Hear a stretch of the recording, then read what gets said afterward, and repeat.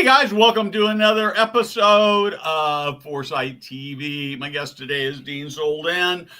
Before I get started, I want to just make note, perhaps you saw the note, perhaps you didn't, but Foresight has been sold as part of my succession planning to ProCare HR.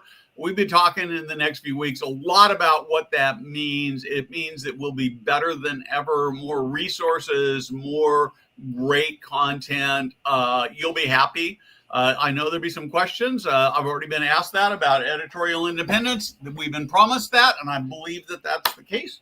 And so before we get started, let's do this.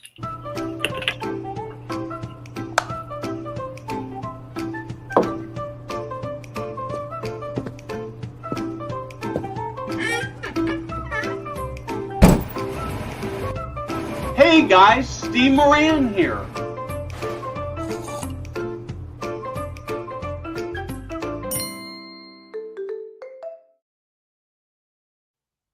Dean, welcome. I am excited to have you here, and we were having a little technical problems with him. And are you there? It looks like he looks like he's just on the verge of talking, and so I am here and so excited to go. How are you today? I'm here and excited to be the first guest for Foresight TV and ProCare HR. Terrific. We will Congratulations. We're going to maintain the name. Let's talk a little bit, and like I said, we'll talk in the coming weeks. We'll have particularly next week, we'll talk a lot more about what it's going to look like and how it's going to be better than ever. But Dean, let's talk a little bit about what you're doing, and let's start with your background, and then I want to talk to you about substacking and what you're talking about and thinking about.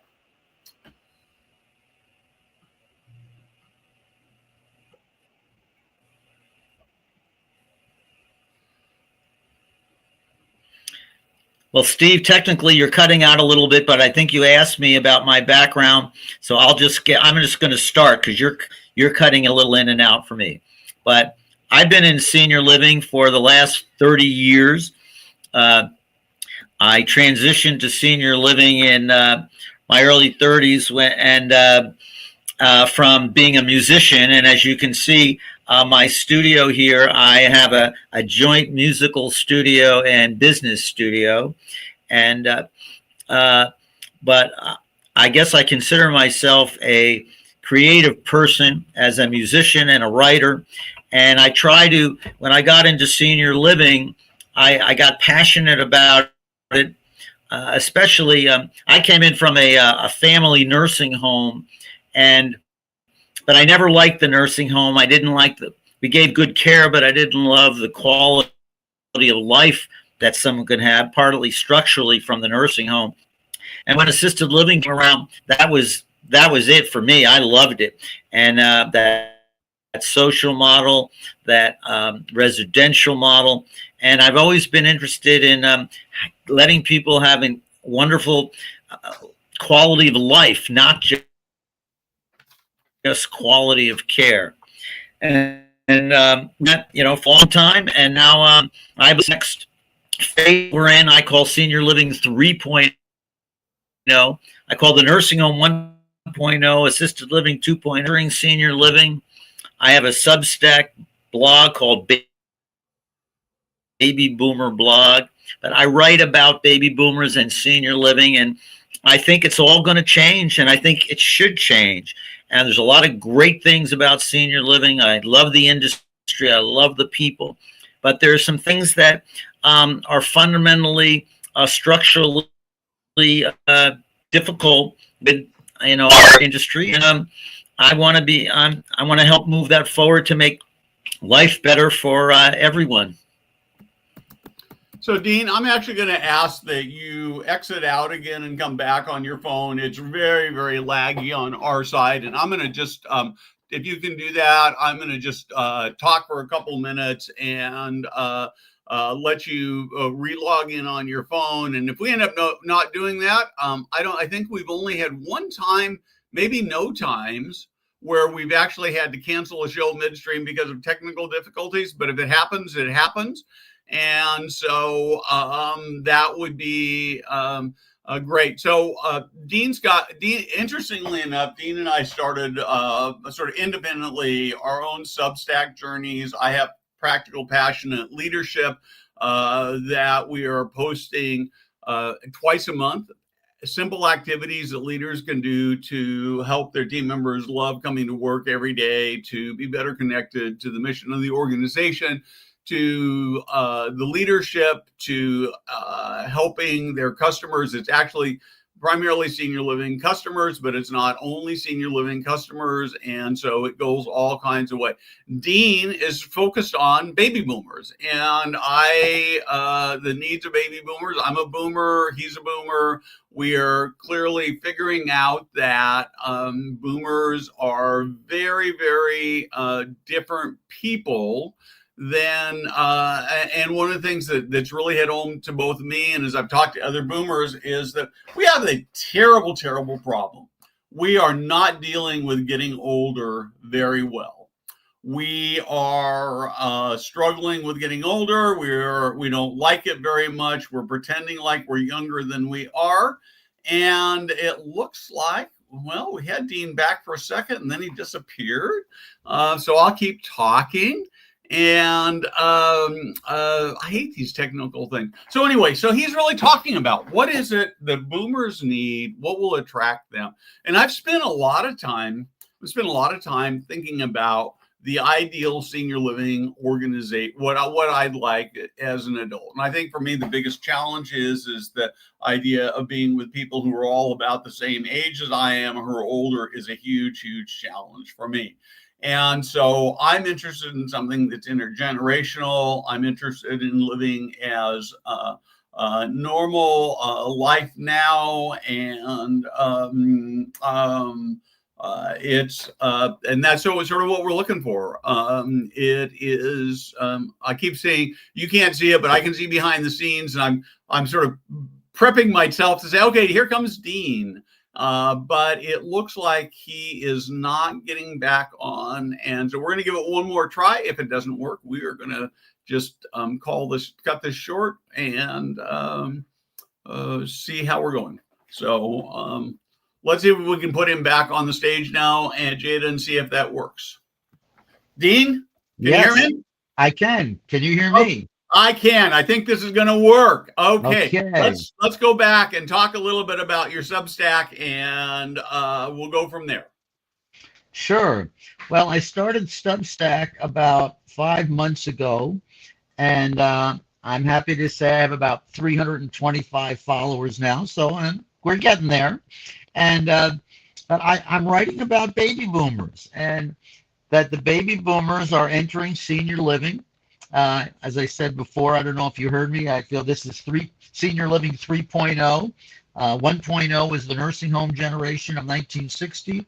2.0 is assisted living, which started in 1990, approximately. And now we're in a third level, where when the boomers enter senior living, I believe they're going to redefine senior living. They're going to redefine aging. I mean, no one has ever been 70 and 80 and 90 years old in this time before with this technology. And just like, boomers transformed every generation they were in, starting with the 60s. And I think they're going to transform senior living. Okay, so I want to work on this topic a little bit, because I've been a bit of a contrarian. I'm maybe starting to change. But I am not sure that I'm starting to change. So when I look at senior living as a need-based product, now if you're talking about, say, 55 plus, I would maybe agree with you. But when I look at it as need-based, assisted living, memory care, by the time somebody gets into their late 70s, their 80s, I'm not convinced. I think their needs are kind of the same as their needs are. My needs as a boomer are going to be more or less the same as my parents' needs and my grandparents' needs are. And so I don't know whether it needs to be different. And I've got some more challenges on that, but I'm going to start with that one. Well, it's a good point, and I've thought a lot about that, Steve. when you need care, you need care. The question is, how are we going to live our lives while we need care? Before 1960, for the most part, uh, when people were older and needed care, they stayed at home and they stayed in their family.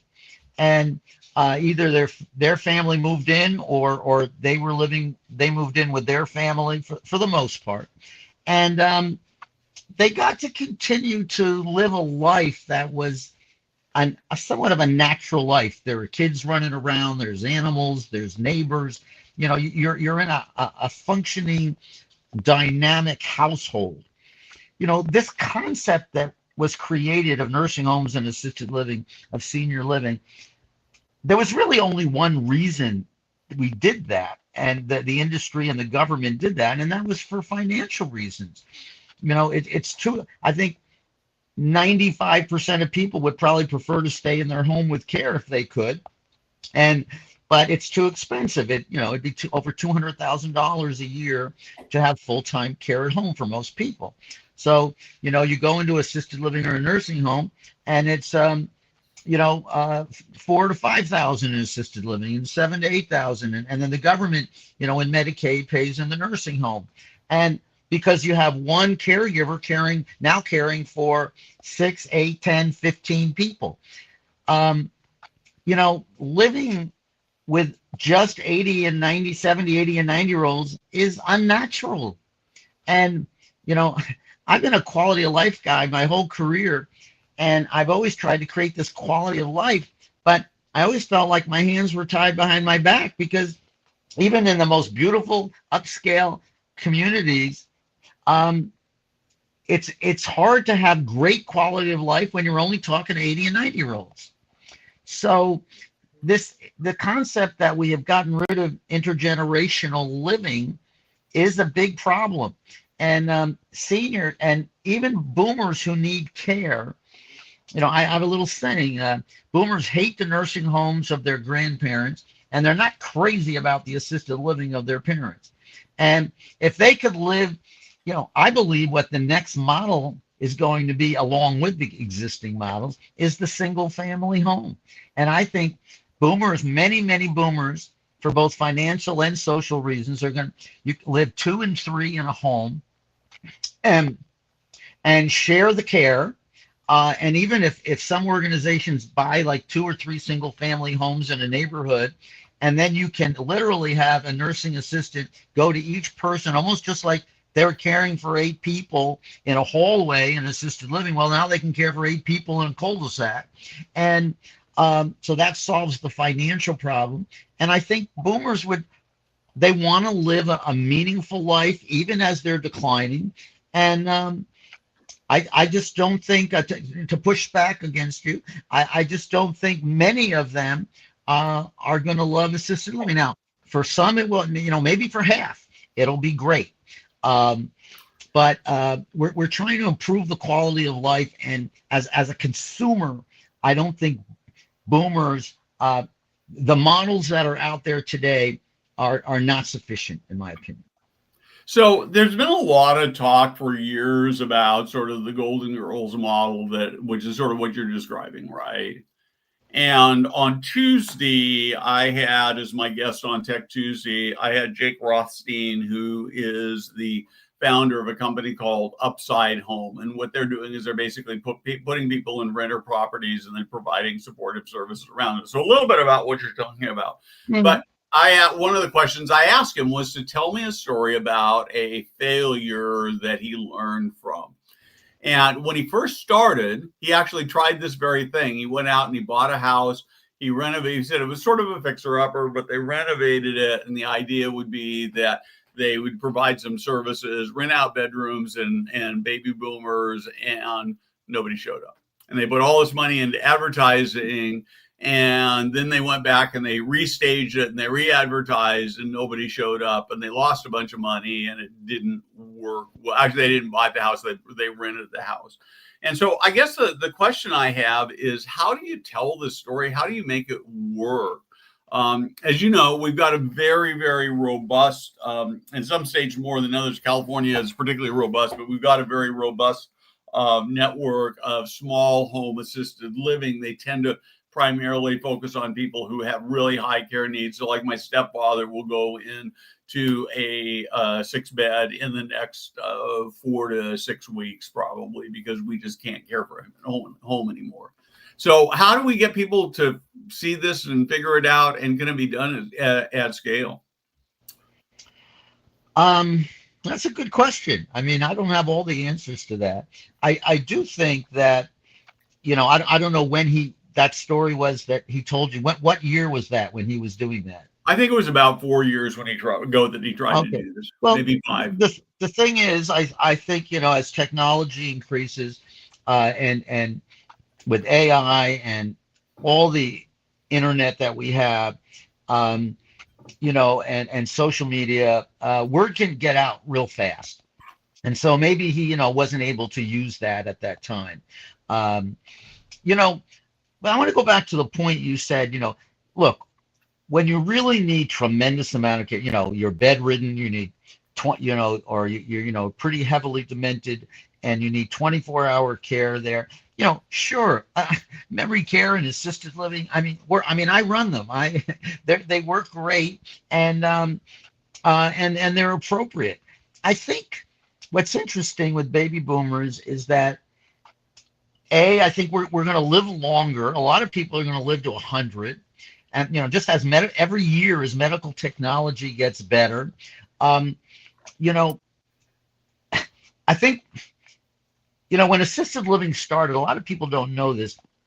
When assisted living first started, it started partly because there was a new category of people, and they were called the frail elderly.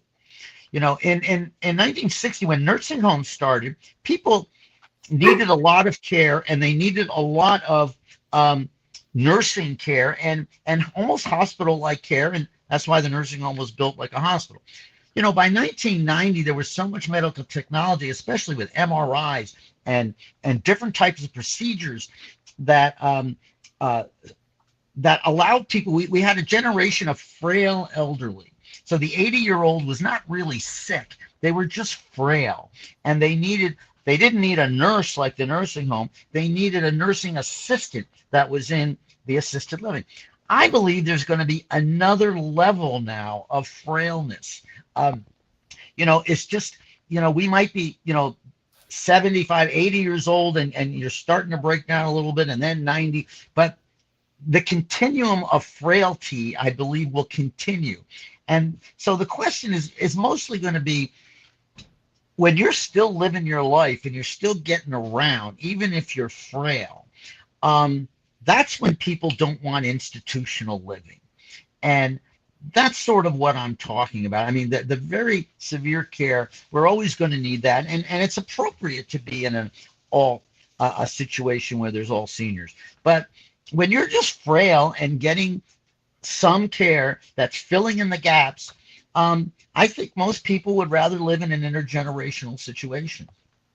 So how do you do that? I mean, one of the things that's really intriguing to me, this is a business opportunity for you, but I think it becomes, how do you market it, right? So we've got, I think about in my church life, right? We traditionally, women live longer than their husbands, and so I'll bet there are 20 or 30 widows who go to my church whose spouses have passed away, who are living in homes by themselves. And oftentimes they have at least, virtually always, they're going to have at least one extra bedroom. And a lot of times they might even be the house they raise their family in. So they got 2 or 3 extra bedrooms. And so I find myself wondering, so could you match up, say, college students or even people who are working at relatively low income jobs who can't afford housing, that could come in and provide that care, and create an interesting business model and provide support for people who are home alone and companionship. What do you think? Yeah, I mean, I think that's possible. One model we're looking at, in Michigan, we have a lot of 20-unit communities. The AFC adult foster care license goes up to 20. and which is a residential license. And then you can have multiple 20s on one property. So you can have a 80-unit property with 4 20s, but they're all still residential. We're looking at one model where, we have 16 of the units would be for the residents and 4 units would be for intergenerational.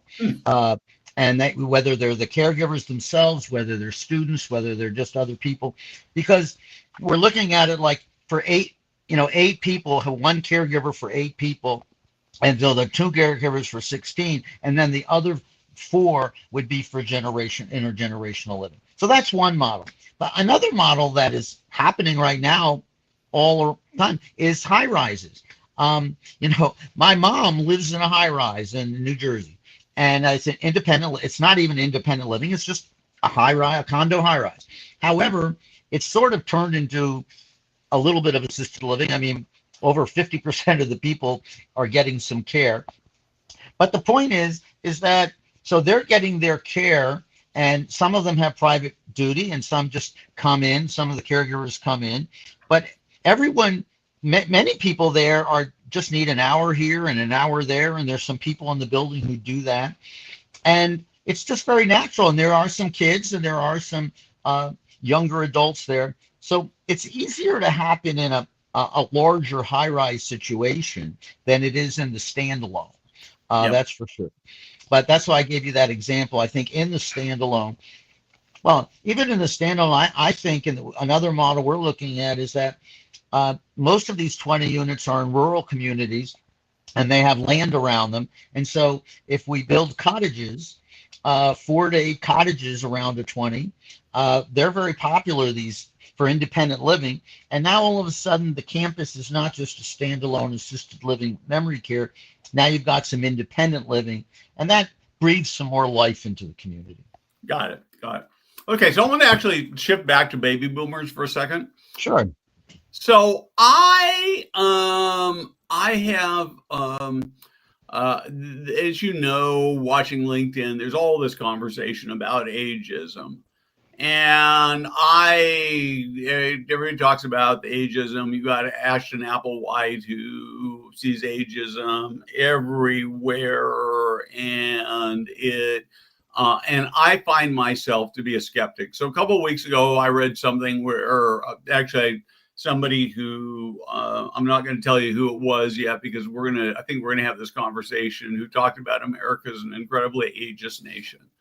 And so I got to thinking about it, and I'm thinking, I don't know, I'm 70. I don't feel particularly discriminated against. And so I reached out to a bunch of friends of mine who are 70s. And then every time I'd run across older people, I'd ask them if they felt discriminated against their age. And I would say 85% of them have told me they don't feel discriminated about because of their age at all. I've had 2. I actually have a friend of mine who contacted me from the past, who was working for a tech company, but he's worked for like 40 years. He's 68, just got laid off. And that's a tough position to be in, right? I mean, tough. It's hard to go find a job, mostly at that kind of age. And I have another friend who's my age, who was a school teacher, and he is in need of he needs to get a couple more quarters in to tap into Social Security, and he's having a hard time finding a job, and he assumes it's age. So what do you think? Is ageism? So again, I know it exists. I just don't think it's that big a deal. Well, it reminds me of a little blog I saw today about something else, but I don't know if it's appropriate to say. I probably won't say it. But I think you just said it, Steve. I think I agree with you. I'm in your age group here, a little younger. I think socially, I haven't felt ageism. I don't think my friends and family my age have felt, but I think where we feel it is in the job. And I definitely have friends, like you just mentioned, who've looked for jobs in their 60s, late 60s, early 70s, and they have a real hard time finding jobs. So that's where I felt it. Yeah. I do think that the boomers are especially, I mean, most boomers are in their late 60s, early 70s. Some we're going to hit 80. The older ones are going to hit 80 soon. But I think as we get a little older and the boomers get a little more into their 80s, I think if there is felt, we're not going to put up with it, and I believe that the will rebel against it, and you'll start to see, I think, some movement if there is that. I mean, I think we've come a long way, but I mean, look, we've got a lot of politicians who are in their 70s and 80s, and we see them every day on TV, Yep. and they're functioning. And there's a lot of high corporate level people functioning in their 70s and 80s. So I think we've come a long way, but I think it's still there in the workplace. Yeah, and so it is in the workplace, and I absolutely do agree. I think it's going to get better, and part of the reason I think it's going to get better is that we've got just a shrinking, even though there are a lot of boomers who want to work, we do have a shrinking labor pool, which means there are more and more jobs that are going to need to be filled by somebody. And one of the things that actually bugs me a lot, you don't see a lot, is I think there are a lot of people who who live in senior living who could actually still do some work in the communities, and most operators are unwilling to do that. I've been told that they're afraid about the confidential information, but you're talking about people who've worked in business, who are used to doing confidential information, and so I think that's a really overblown thing. And of course, it's just really hard. I mean, I think that the biggest problem that the senior living industry has got to figure out is the biggest problem I've got to figure out as a boomer, is that as a 70-year-old, even though I know I'm doing more doctor's appointments and I just had to get my cataracts and do these kinds of things that don't happen to younger people, I'm still in denial about getting older. As I've talked to other people who are my age, I sort of run with the same thing, right? And so we're going to have to figure out how to do that in a very new way, because we are healthier than prior generations. Yeah, we are, and we're going to have to adapt to a lot of things. Socially, job. I think baby boomers are going to be working. A lot of baby boomers can't afford retirement, That's so right. they are going to have to be working because we haven't all saved like maybe we should have. In terms of relationships, I write about it on Baby Boomer blog. How are we dealing with relationships, and especially if you're single, and want to still have an intimate relationship, and even sex. My next blog, which is coming out in a few days, I'm writing about boomers and sex and how we're dealing, and the rules are changing. And I'll tell you one good news is that boomers are having as much sex as ever. So that's a good thing, I guess. Yeah. Well, I'll tell you, whether I should tell this or not, I'm going to be a little careful. But I heard a story recently about somebody in their, I think, late 80s or 70s, who had, I guess, a stroke or a heart attack or not, at her boyfriend's house, and sort of that nobody, the paramedics didn't tell, right? But I guess the assumption is they were in bed doing doing the dirty, as one might say, as at that age. And you're absolutely right. I mean, we tend to not think about that, but that's absolutely part of the reality. So tell me about, we're almost out of time, but I want you to just tell me about the kind of senior living community you want to move in. That I want to move in? Yeah, where do you want to live? What's that senior living community that you want to live in when that time comes? So first off, I'm going to do the really hard one. How old do you expect to be when you move in?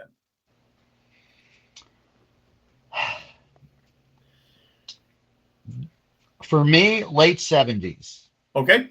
And what do you want that community to be like? I would like to look like a large house with about 5 to 10 people in it. And I don't expect to need care at that time, but I do expect to need support. That could be support as far as, lawn care, snow care, help with things around the house, household management, those kind of things. Uh, Many people move out of their home for household management purposes, not because of care, but it's just, the old saying, it's too much to be in, to take care of the house. Well, I believe there are now support services that help people stay home and manage the house for you, so you don't have to leave. So, but I would like to be in there with some friends of mine, maybe some new people, a nice small group of 5 to 10 people that I could live out my older age with. And if we needed care, there'd be one aide in there to or care friend, as we like to call them, who would care for us all, so we share the care. And then, in the ideal situation, that one small group home maybe is connected to other small group homes. And so then when we want to have a larger community of 50 or 100 people, we can still get together in a larger system. But I'd like the 5 to 10 unit community. Cool. I like it a lot. Dean, thank you very much for joining me at Foresight TV. I hope you have a great weekend. Look forward to having another conversation soon. Absolutely. And check out his Substack blog, the links on the chat, the links there on the screen. You'll enjoy what you see. Great. And congratulations again, Steve, on your merger with Procare HR. Thank you very much. The rest of you have a great weekend. For a lot of you, I'm looking forward to seeing you next week in Austin at the NIC conference. So, and Jada, thank you for doing the backstage stuff, particularly when we've got technology problems. You're a master.